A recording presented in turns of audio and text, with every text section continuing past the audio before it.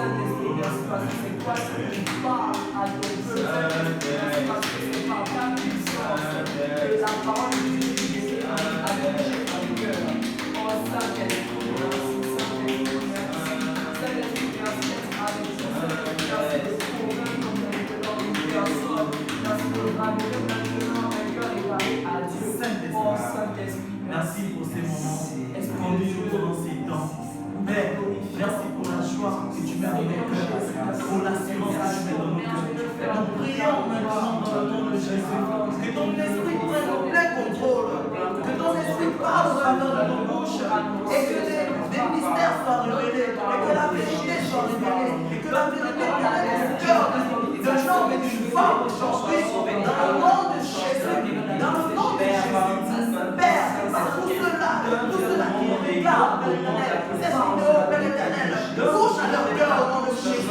Père, ta parole déclare, la Bible déclare que la parole de Dieu est semblable à tous les tranchants qui pénètrent jusqu'à ce que tu les envoies, Père éternel, qui sépare l'âme et l'esprit, Père éternel, que les temps de ta parole soit sans frontière, que les temps de ta parole soit sans frontière. Père, l'école n'est pas une barrière, la distance n'est pas une barrière. Père éternel, nous déclarons dans le nom de Jésus que cette parole, Père éternel, aidera un frère, aidera une sœur, au nom de Jésus. Merci, Père éternel, conduis-nous pendant ces temps, prends le plein contrôle, au nom de Jésus. Dans les cœurs fertiles, Père, au nom puissant de Jésus. Amen. Amen. Bonjour à tous. Bonjour, soyez la bienvenue sur la tenue de Parole de Dieu sans frontières. Alors nous sommes ici aujourd'hui pour la suite, la deuxième partie, voilà, de ta conversion est-elle réelle? Alors nous sommes toujours à toi, le frère Prince, le frère Angelo. Et aujourd'hui nous allons parler de la conversion intellectuelle ou encore la mauvaise conversion. Alors ce sont ces personnes-là qui ont accepté Jésus, qui ont décidé de marcher avec Christ, mais manifestent toujours des fruits qui ne sont pas dignes de cette conversion, dignes de la repentance. Alors nous allons de ce pas commencer avec le frère Prince qui va nous lancer dans la parole aujourd'hui. Tout d'abord, je prie le Seigneur que mon cœur soit touché.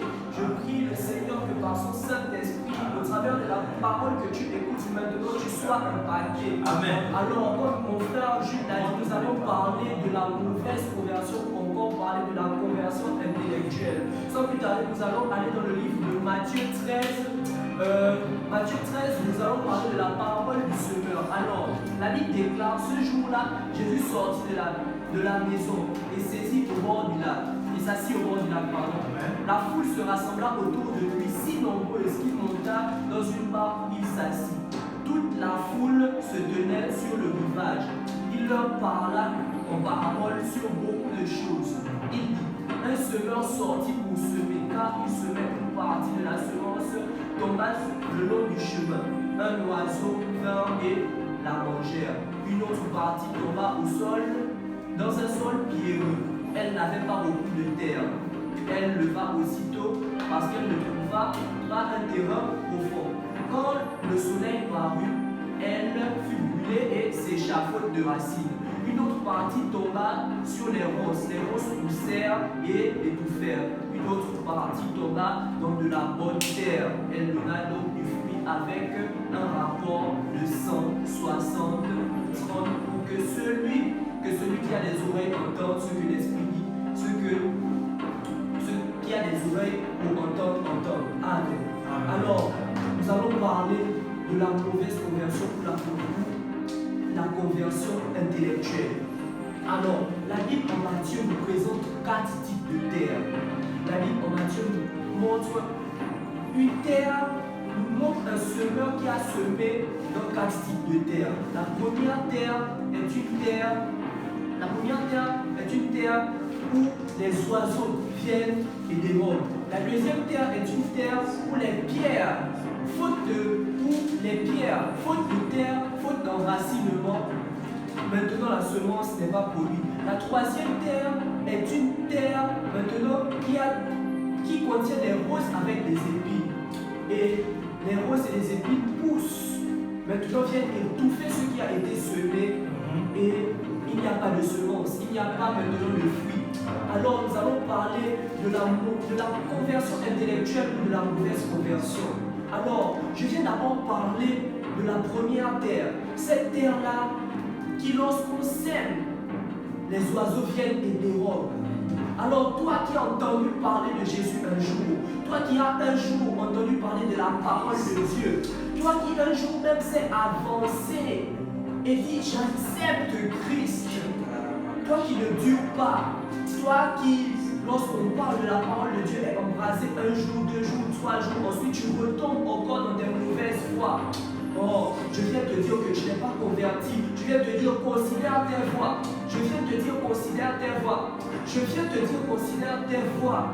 Considère tes voies. Toi là qui pars à l'église par suivisme, je viens te dire considère tes voies. Toi qui pars à l'église parce que papa te demande chaque jour de partir à l'église, qui part à l'église parce que maman te demande chaque jour de partir à l'église, je viens te dire considère tes voies. Je viens te dire de faire une introspection en toi parce que ça c'est un signe de mauvaise conversion. C'est un signe de mauvaise conversion. C'est un signe de mauvaise conversion. Nous ne devons pas parfois être embrasés lorsque nous entendons une partie de la parole et laisser le reste. Non, au contraire, l'entente de la parole doit nous emmener à désirer davantage la parole. Si lorsque tu entends la parole de Dieu, si lorsque tu entends la parole de Dieu, tu n'es pas zélé pour la parole, si tu es zélé seulement sur le coup, et lorsque tu entends après, tu n'es plus zélé, laisse-moi te dire que tu n'as pas encore accepté Jésus. Tu n'as pas encore accepté Jésus. Alors je viens maintenant parler de la deuxième terre. La deuxième terre est une terre maintenant qui reçoit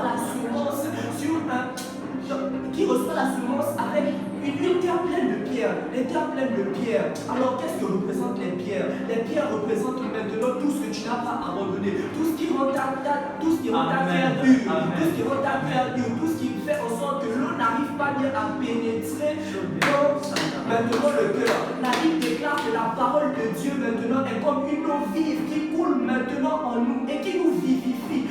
Les pierres maintenant sont tout ça là que tu n'arrives pas à abandonner et qui lorsque l'eau de la parole de Dieu arrive, maintenant t'empêche de recevoir pleinement la parole de Dieu. Et quelque temps après, tu abandonnes. Et quelque temps après, tu abandonnes. Quelles sont ces choses que toi-même tu n'arrives pas à laisser? Quelles sont ces choses que tu as mis en toi-même que tu n'arrives pas à laisser? Est-ce que tu penses seulement que est-ce que tu penses seulement que l'impudicité, c'est laisser l'impudicité, c'est le fait de se sanctifier? Est-ce que tu penses seulement que laisser le mensonge, c'est le fait de se sanctifier? Non, je viens d'annoncer que la sanctification a 3 niveaux. La sanctification à son côté où elle touche le corps, à son côté où elle touche l'âme, à son côté où elle touche l'esprit. La Bible déclare en Romains 12:2, vous connaîtrez maintenant, la Bible déclare en Romains 12:2 maintenant, de connaître la volonté de Dieu, ce qui est bon, agréable et parfait. C'est ça les 3 degrés de sanctification. Si je viens te dire que si tu ne te sanctifies pas en l'âme et en l'esprit et que tu te sanctifies seulement dans le corps, ta sanctification n'est pas complète, et tout cela, ma foi, ce sont les pierres que tu attires sur toi, et qui empêchent à la parole de Dieu de pénétrer, et qui empêchent à la parole de Dieu de s'enraciner, et qui empêchent la parole de Dieu d'agir pleinement en toi. Et je viens te dire, toi qui te reconnais à l'intérieur, repens-toi, toi qui te reconnais à l'intérieur, maintenant enlève ces pierres parce que tu as reçu le pouvoir de dominer sur le péché, parce que tu as reçu le pouvoir maintenant de dominer sur ton péché. La Bible déclare en Genèse 4 que l'Éternel dit à Caïn, pourquoi tu t'irrites? Le péché est assis sous tes pieds. Domine maintenant, domine. Tu as reçu le pouvoir de dominer. Tu peux dominer sur le péché. Maintenant qui a envie de t'assujettir, arrête maintenant de perdurer dans le péché et reviens à l'Éternel. Amen. Reviens à l'essentiel, car c'est là le tout de l'homme, car la parole de Dieu est le tout de l'homme. Alors, la troisième terre maintenant sur laquelle je vais parler, c'est cette terre-là maintenant qui contient les épines. On dit que lorsqu'on sème, les épines montent et les épines étouffent. Alors, les épines représentent quoi? Les épines représentent le monde extérieur qui t'entoure et qui vient étouffer maintenant la terre que tu es. Alors, je viens maintenant te dire que lorsque Dieu t'appelle, t'appelle à aller dans une dimension, lorsque Dieu t'appelle à le suivre, tu dois aussi laisser les épines qui sont autour de toi. Tu dois aussi apprendre à sortir des sentiers battus. Tu dois maintenant apprendre à te séparer. Tu dois apprendre à te déconnecter. Mais lorsque Dieu t'appelle à te déconnecter, c'est parce qu'il veut te connecter maintenant à quelque chose de puissant, à quelque chose de meilleur.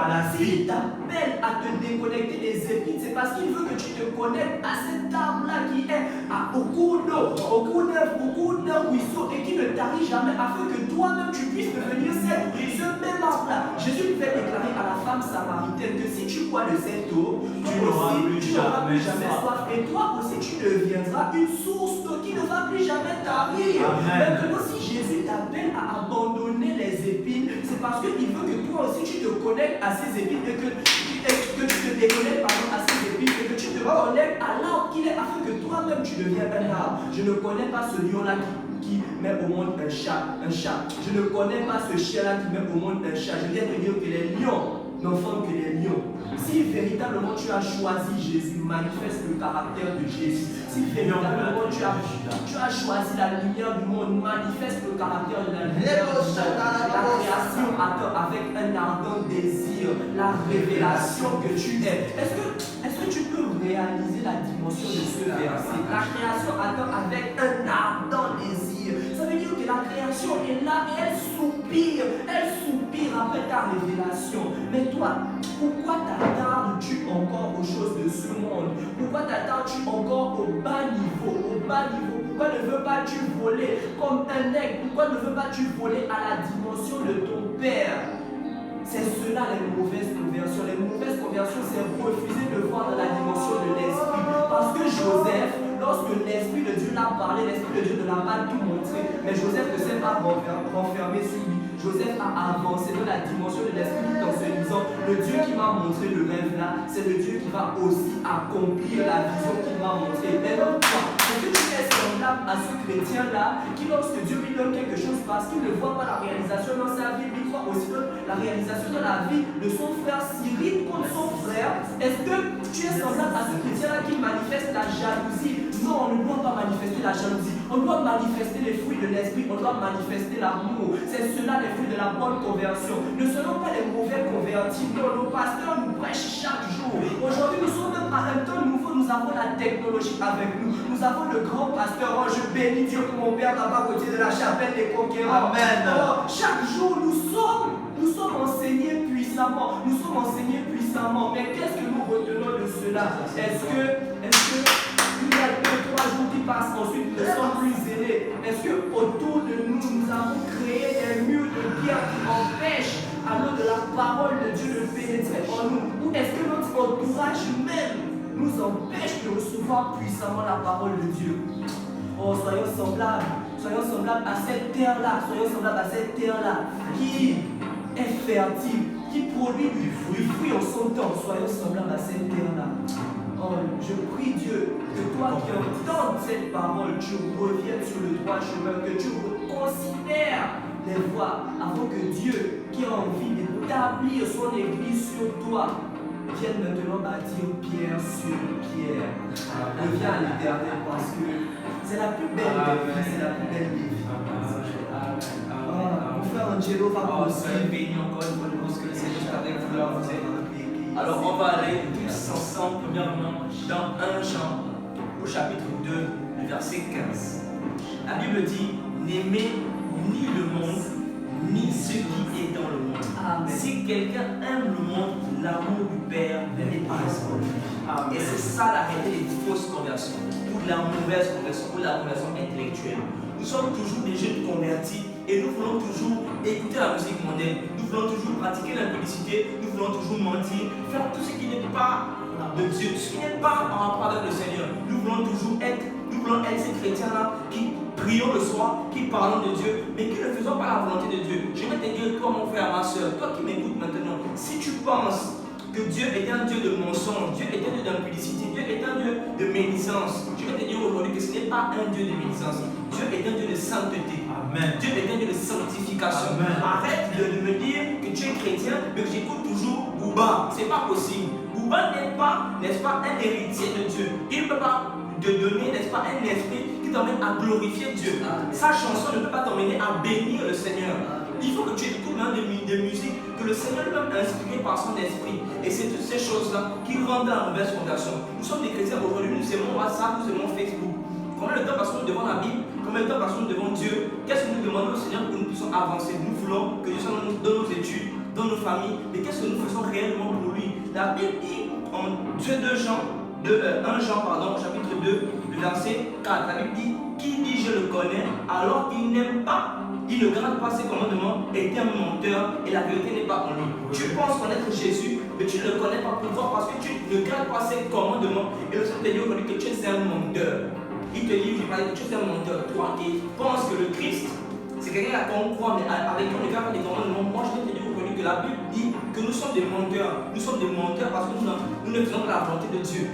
Nous ne faisons pas ses commandements. Maintenant, aujourd'hui, toi qui te reconnais dans cette personne, dans ce que je viens de dire, toi qui te dis qu'aujourd'hui, tu ne gardes pas les commandements de Dieu, mais tu penses être chrétien, je vais te dire aujourd'hui, repends-toi. Le Seigneur a besoin de ton âme. Le Seigneur a besoin Amen. Il a besoin que tu reviennes à lui. Garde ses commandements. La vie en Christ, ce n'est pas une vie où on fait ce qu'on veut. La Bible dit que c'est plus vous, c'est plus toi qui vis en toi. Tu ne vis plus toi-même, c'est le Christ qui vit en toi. Laissons Jésus-Christ vivre en nous. Gardons ses commandements. Parce que le Seigneur a dit que celui qui ne garde pas ses commandements et dit je le connais, c'est un menteur. Nous ne pouvons pas. La Bible dit, ce n'est pas tous qui diront Seigneur, Seigneur, qui rentreront dans le royaume des cieux. Mais c'est seulement celui qui fait la volonté de Dieu. Si tu ne fais pas la volonté du Père dans les cieux, tu ne rentreras jamais dans le royaume des cieux. Et ça, je vais te dire mon frère, ma soeur, c'est la vérité. Et aujourd'hui, je t'exhorte à te repentir, à revenir à Jésus-Christ. Reviens au Père, reviens, garde ses commandements, reviens à lui. C'est lui le chemin, la vérité et la vie. J'en ai fini. Je prie vraiment que là où tu es, tu crois vraiment que le Seigneur est avec toi. Il te pardonnera tes péchés et tu pourras maintenant marcher avec lui sincèrement et dignement dans une vérité et sincérité de cœur. Que Dieu te bénisse. Amen. Je bénis le Seigneur pour les interventions de mes frères à l'instant même. Et je prie que ce qui a été libéré, tout ce qui a été libéré, puisse pénétrer au cœur de quelqu'un pour ce jour, dans le nom puissant de Jésus. Bien-aimés dans le Seigneur, nous venons aujourd'hui d'interpeller sur les deux types de conversion qui existent.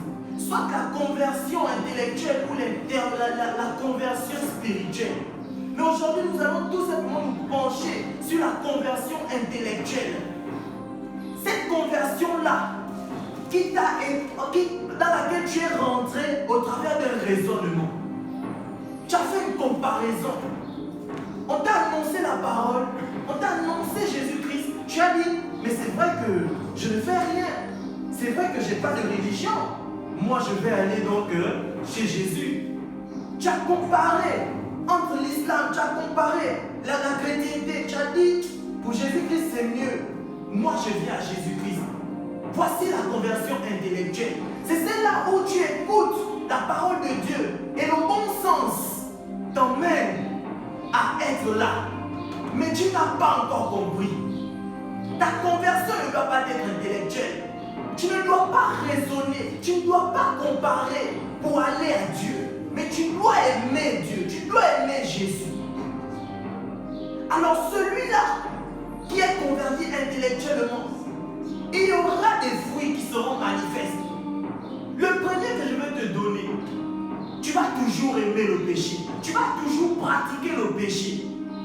Lorsqu'on va aller lire 1 Jean 3, verset 9, la Bible dit, quiconque est né de Dieu ne pratique pas le péché. Ne pratique pas. J'aimerais que tu t'arrêtes dessus. Ne pratique pas le péché. Parce que la semence de Dieu demeure en lui et il ne peut pécher parce qu'il est né de Dieu. Il ne peut pécher parce qu'il est né de Dieu. Bien-aimé dans le Seigneur, toi qui te dis être véritablement converti, tu pratiques encore le péché.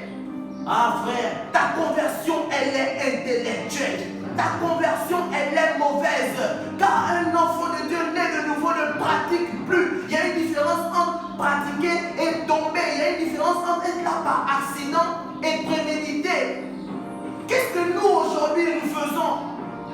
Tu as une petite amie, tu dis à la petite amie, je vais te voir chez moi à la maison demain. Après tu fléchis les genoux, tu dis Seigneur, pardonne-moi pour ce que je vais faire. Bien-aimé, tu ne peux pas être véritablement converti lorsque tu agis comme ça. Tu es dans le taxi en train d'aller à la maison, tu as commis un acte qui ne va pas plaire à ton père, tu es déjà en train de dire qu'est-ce que je vais inventer. Tu te prépares à mentir.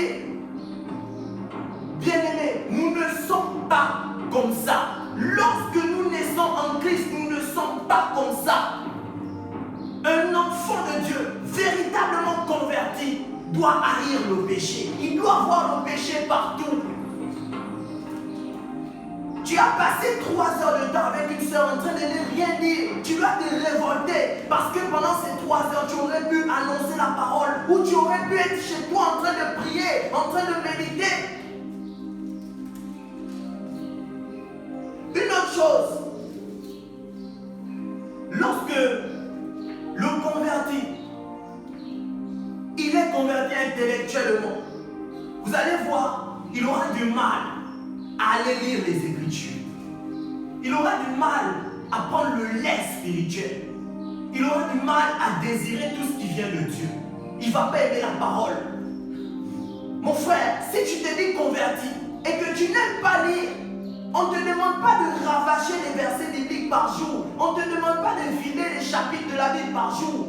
Mais prends soin de savoir ce que Dieu dit à ton sujet dans la parole de Dieu. Alors, il ne faut pas qu'on puisse confondre. Laissez-moi que je cherche Ézéchiel.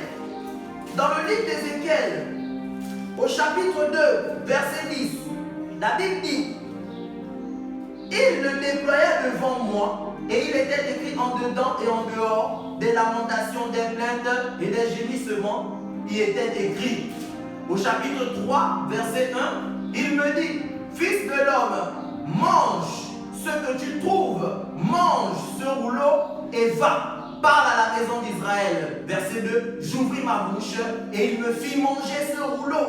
Verset 3, il me dit: fils de l'homme, nourris-toi, nourris ton ventre et remplis tes entrailles de ce rouleau que je te donne. Je le mangeai et il fut dans ma bouche doux comme le miel. Bien-aimé dans le Seigneur, comment tu vas arriver dans la vie en Christ? Tu te dis véritablement converti, mais tu n'aimes pas le miel. Tu ne connais même pas le goût que le miel a.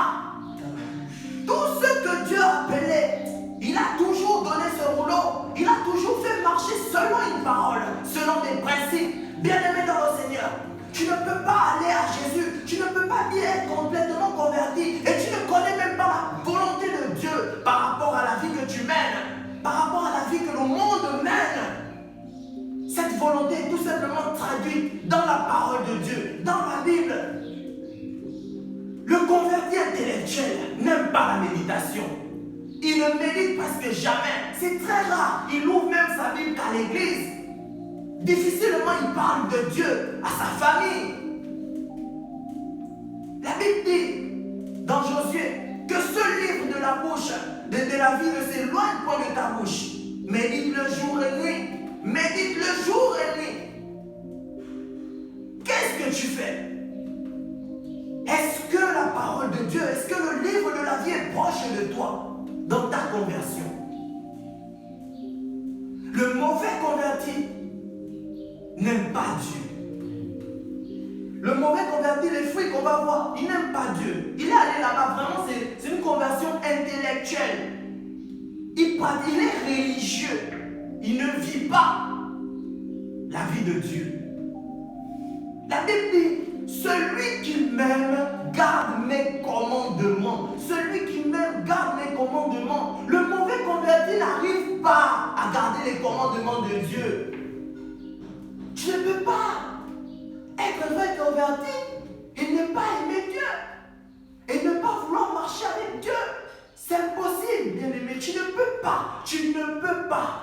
Lorsqu'on est véritablement converti, on aime Jésus-Christ et on garde ses commandements. Et on garde ses commandements. On pratique cet amour. Le meilleur des moyens de prouver à Jésus-Christ que tu l'aimes, c'est de garder ses commandements. Qu'est-ce que toi tu fais? Qu'est-ce que toi tu fais? Alors, bien-aimé dans le Seigneur, j'aimerais te dire ceci, que véritablement tu puisses prendre soin de ton esprit, tu puisses prendre soin de la vie que Dieu t'a donnée au travers la conversion que tu prétends avoir. Quand tu es converti, tu aimes. Lorsque le dernier point que je vais soulever, c'est celui de l'obéissance.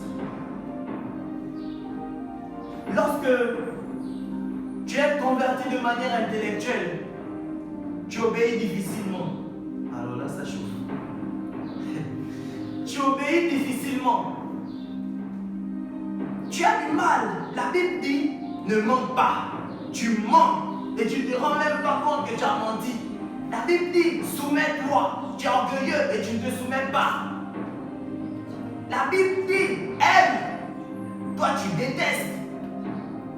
Le signe même que ta conversion n'est pas réelle, le signe même que ta conversion est intellectuelle, c'est lorsque toi tu vas à l'encontre de ce que la parole de Dieu dit à ton sujet.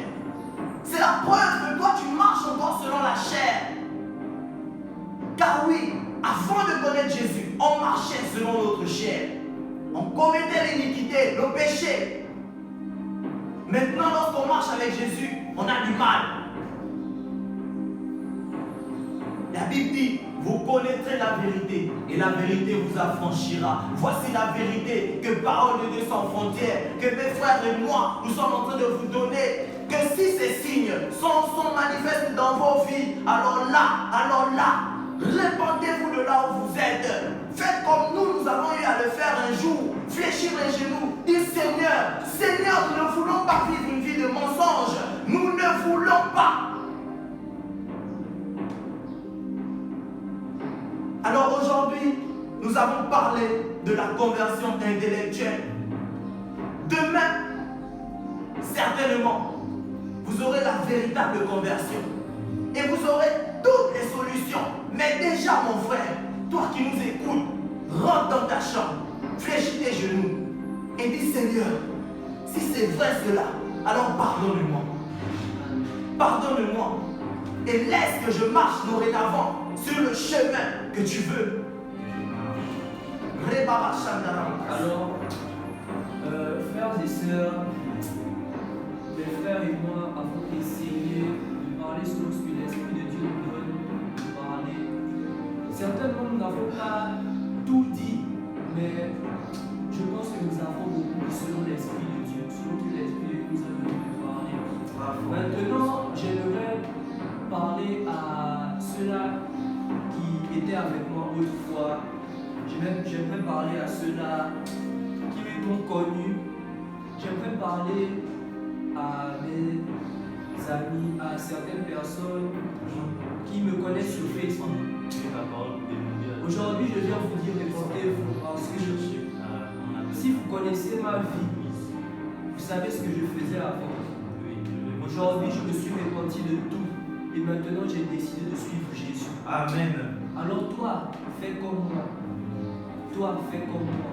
Ma prière est que vous tous qui m'écoutez, vous donnez votre vie à Jésus. Ma prière est de voir une jeunesse embrasée pour Jésus. Amen. Il n'y a pas que nos parents qui vont être là à nous raconter des histoires de leur temps où l'évangile était ardent dans leur cœur. Non. Nous aussi, nous pouvons vivre cet évangile. Nous aussi, nous devons avoir une histoire avec Jésus que nous allons raconter à nos enfants. Je refuse d'être ce chrétien-là dans la maison de Dieu qui va élever ses enfants dans les voies du Christ et qui n'aura aucune histoire à leur raconter. Non. Même lorsque Israël a traversé la mer, on a demandé à Josué de prendre 12 personnes et de prendre des pierres. Et on a dit, tu vas raconter cette histoire. Nous, qu'est-ce que nous allons raconter? Toi qui penses que Jésus veut toucher à tes richesses, je viens te dire que Jésus a envie de te donner plus que la richesse que tu as. Plus que la richesse que tu as. Plus que la richesse que tu as, alors accepte ce Jésus. Lorsque Élie a rencontré cette veuve, la veuve là n'avait que de quoi nourrir son fils et elle. Élie a dit, fais d'abord pour moi. Alors, je vais finir par ces mots. Je t'invite à faire d'abord pour Jésus. Toi qui écoutes pour la première fois la parole de Dieu, je t'invite à faire d'abord pour Dieu et Dieu fera pour toi.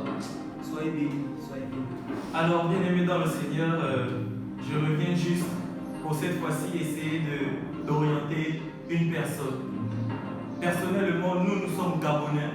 Et depuis le Gabon, toi qui recherches Christ, toi qui veux la véritable parole, moi, je n'ai pas le choix si ce n'est de te conseiller cette assemblée-là qui m'a fait grandir, qui nous a fait grandir. Recherche à Libreville l'assemblée, la chapelle des conquérants. C'est de là-bas que nous sommes sortis. La parole de Dieu est encore véritable. Il y a encore de véritables hommes de Dieu. Papa Gauthier, sois véritablement béni, sois richement béni. Nous te remercions. Nous remercions le Dieu qui t'a envoyé pour réveiller les enfants que nous sommes. Et pour les autres qui ne sont pas à Libreville, sachez que la parole de Dieu est véritable. Il y a des pages sur Facebook.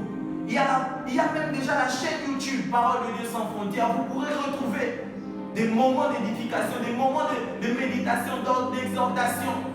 Vous avez la page Facebook de l'apôtre Révérend Gauthier Bilé Ondjal. Sur Facebook, vous cliquez Révérend Gauthier Bilé Ondjal et abonnez-vous. Écoutez la parole de Dieu. Vous avez la page Parole de Dieu sans frontières. Abonnez-vous sur Facebook. Et lisez.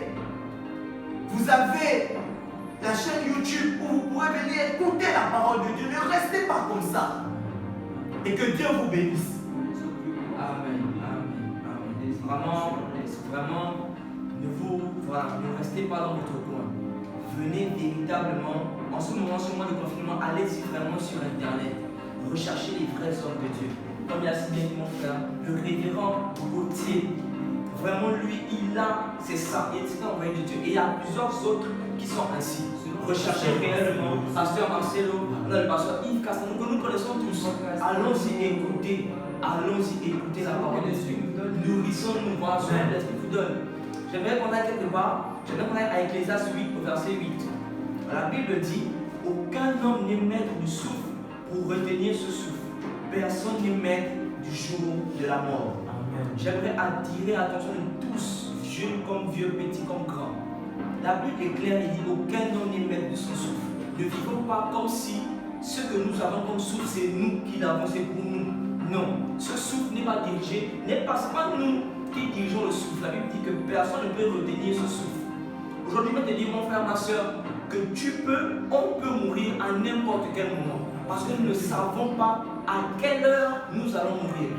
On ne sait pas ce qui peut se passer. Ce n'est pas nous qui retenons ce souffle. Je vais te dire maintenant, accepte Jésus-Christ afin de garantir ta vie éternelle.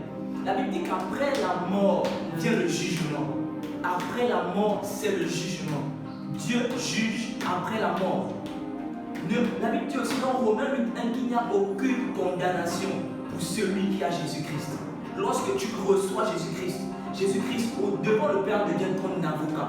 Donc je t'exhorte vraiment à recevoir ce Jésus-Christ. Recherche Jésus-Christ. Ce n'est pas une blague. Les immeubles vont partir, les voitures vont partir, les femmes vont partir, les écoles vont disparaître. Prends réellement conscience. Rends-toi compte que le monde dans lequel on vit, ce n'est pas un monde comme tu le vois. C'est un monde qui est d'abord spirituel. Garantis ton spirituel avant de garantir tout ce qui est naturel. Que le Seigneur vous bénisse là où vous êtes. J'aimerais maintenant parler à la jeunesse. On va rester dans Ecclésiaste. On va prendre Ecclésiaste 11 au verset 9. La Bible dit, réjouis-toi, jeune homme, dans ta jeunesse. Sois heureux au jour de ton adolescence. Suis les voies de ton cœur et la vision de tes yeux. Mais sache que sur tout cela, Dieu te fera venir en jugement. Comme je disais, après la mort, c'est le jugement. Tout jeune, aujourd'hui, je parle aux jeunes, tous les jeunes, que vous êtes où que vous soyez, on va tous arriver devant Dieu qui nous juge. Et je vous dis maintenant, Facebook ne vous sauvera pas. WhatsApp ne va jamais vous sauver. Votre copine que vous avez ne va pas. Le volant faire un travail. Demandez-lui si elle peut mourir pour vous. Demande-lui s'il peut mourir pour toi. Je vais te dire que non, moi je ne pourrais jamais mourir pour mes amis. Et Jésus est mort pour nous. Nous allons tous être devant le Dieu Tout-Puissant. Garantissons notre vie éternelle en acceptant Jésus-Christ. Tous ceux qui me connaissent, vous savez d'où je sors. Vous savez d'où je viens. Ce n'est pas un hasard, c'est la grâce de Dieu. Saisissez aussi cette grâce comme je l'ai reçue. Je vous exhorte à vraiment recevoir cette grâce. Que le Seigneur vous bénisse là où vous êtes. Abonnez-vous. Nous ne sommes pas des commerçants. Abonnez-vous. Abonnez-vous aux différentes pages chrétiennes, édifiantes et réelles. Là, on parle du réel Jésus-Christ. Accrochez-vous à ce Jésus-Christ-là, afin que le Seigneur puisse tous nous bénir et que nous puissions arriver à la connaissance de la vérité. Et comme il dit dans 2 Timothée, que la volonté de Dieu est que tous les hommes soient sauvés. Amen. Vraiment, voilà la deuxième partie de ta création des réels. Elle est bien terminée. Nous donnons rendez-vous maintenant demain. Je ne sais pas la même heure ou pas, mais en tout cas, on se donne rendez-vous demain sur la chaîne YouTube, sur la page Facebook, sur Instagram aussi, Parole de Dieu sans frontières, sur Facebook et sur Instagram, et Parole sans frontières sur YouTube. Parole sans frontières sur Instagram et Parole de Dieu sans frontières sur Facebook et YouTube. Voilà, c'est justement ça. Alors, ensemble, nous allons lire Jean 14, 6. Jésus est le chemin, la vérité et la vie. Soyez bénis dans le nom de Jésus. Amen. Soyez bénis.